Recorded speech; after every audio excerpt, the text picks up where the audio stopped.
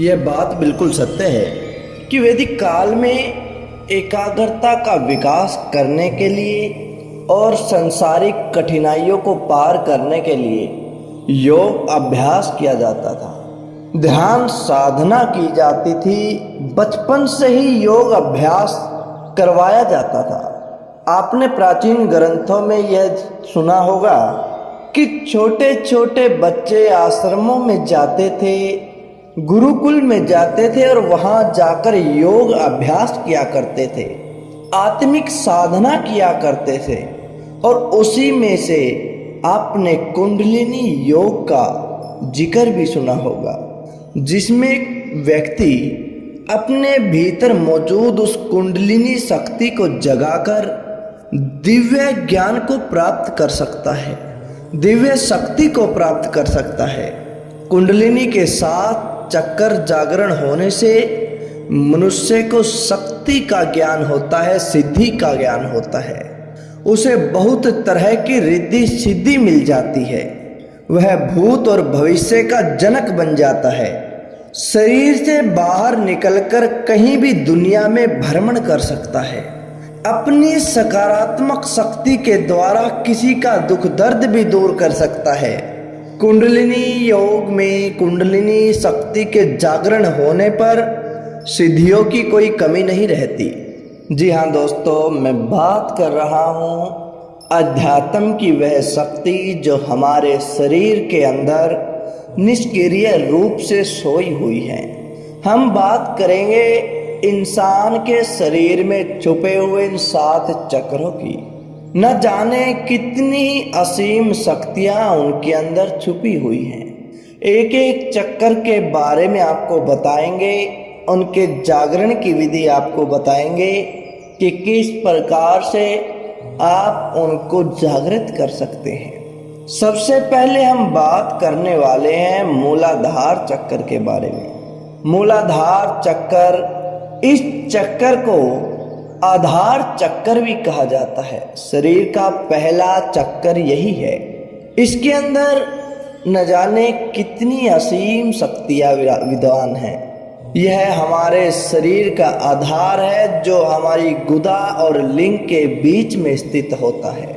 इस चक्कर के एक्टिवेट करने से आपको रिद्धि और सिद्धि दोनों प्राप्त होती है।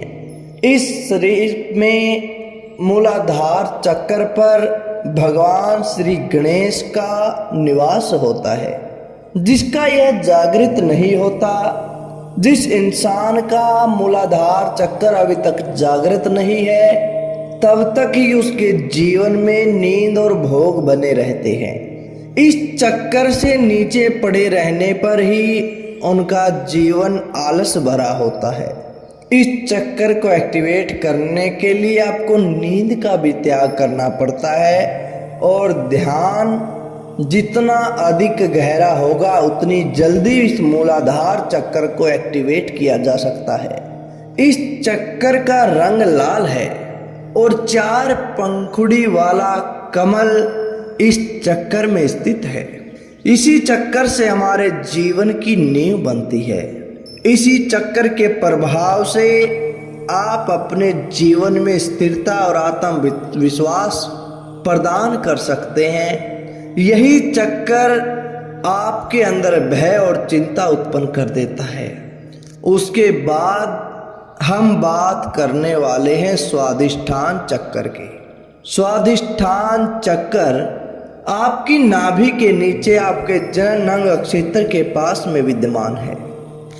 इस चक्कर की अब हम बात करें कि इस चक्कर पर देवराज इंद्र भी वास करते हैं, ब्रह्मा जी भी वास करते हैं।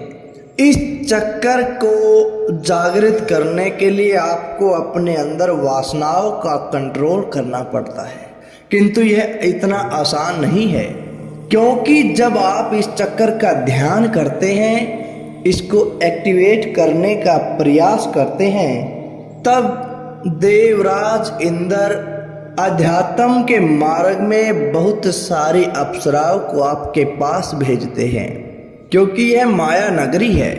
तुम्हारा ध्यान भंग करने के लिए, तुम्हारे इस माया जाल में फंसाने के लिए वे बहुत सारी अप्सराओं को भेजते हैं, किंतु आपको अपने ऊपर कंट्रोल रखना है और इस चक्कर का भेदन करना है।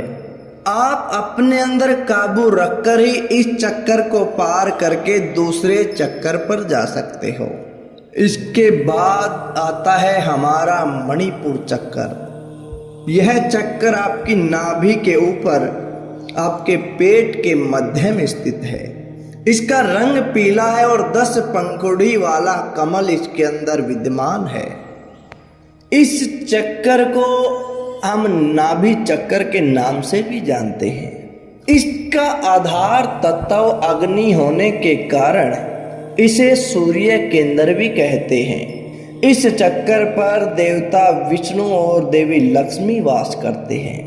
इसलिए इस चक्कर के एक्टिवेट होने पर मनुष्य नकारात्मक शक्ति से मुक्त हो जाता है, उसकी समृद्धि बढ़ जाती है, उसकी सुंदरता बढ़ जाती है। जब यह चक्कर जागृत होता है तो जीवन में आप जो भी सोचते हैं उसको करने से कभी पीछे नहीं हटते। उसके बाद आता है हमारा अनाहत चक्कर। अनाहत चक्कर हमारे हृदय के पास स्थित है। उसका रंग हरा है और 12 पंखुड़ी वाला कमल इसके अंदर विद्यमान है। प्रेम, सहानुभूति, दया, यह सब इसी चक्कर का गुण है। इस चक्कर पर भगवान शिव और पार्वती वास करते हैं। इस चक्कर में हमारी चेतना अनंत तक की फैल सकती है। जो चेतना और प्रकृति की प्रतीक है वे भगवान शिव और पार्वती हैं। जब अनाहत चक्कर की ऊर्जा आध्यात्मिक चेतना की ओर प्रभावित होती है तब हमारी भावनाएं शक्ति, शुद्ध ईश्वर प्रेम और निष्ठा प्रकट करती है। जब इस चक्कर को जागृत किया जाता है तब आपके अंदर बहुत सारी शक्तियां विद्यमान हो जाती हैं। आप महसूस करोगे कि आप आम लोगों से अलग सोचने लगे हो। उसके बाद आता है 5वां चक्कर, जिसे आप विशुद्धि चक्कर के नाम से जानते हैं। इसका रंग नीला है और 16 पंखुड़ी वाला कमल इसके अंदर विद्यमान है।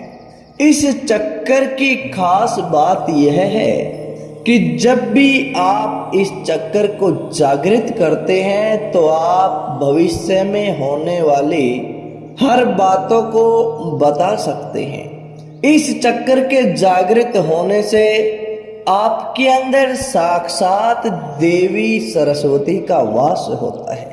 इस चक्कर के जागृत होने पर आप जो भी वचन करते हैं वह प्रकृति पूरा करती है। आपके अंदर एक बोलने की विशेष कला आ जाती है। जब भी आप बोलते हैं तो दूसरों के अंदर उस पर प्रभाव पड़ता है।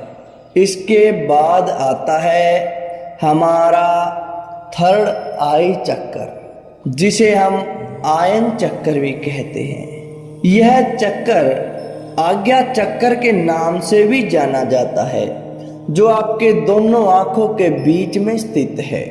इस चक्कर पर बैंगनी रंग का एक कमल विद्यमान है।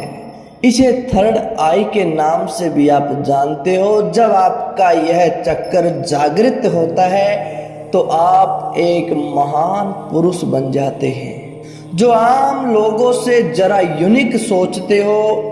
इस 3rd आई के एक्टिवेट होने से आपको हर तरह की शक्तियां प्राप्त हो जाती हैं।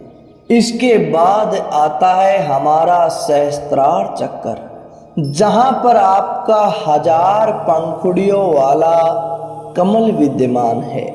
इस चक्कर की विशेष बात यह है कि जब आपका यह चक्कर जागृत होता है तब आप बुद्ध की अवस्था में आ जाते हैं।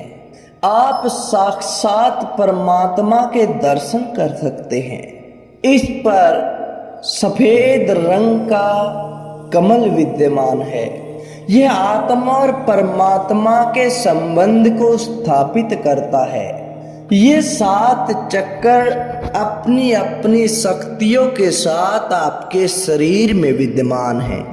इन 7 चक्रों का स्वरूप अलग अलग है, उनका प्रभाव अलग अलग है, किंतु यह सब सुनी सुनाई बातें तब तक रहेगी जब तक आप इस कथनी को करने में नहीं बदलते।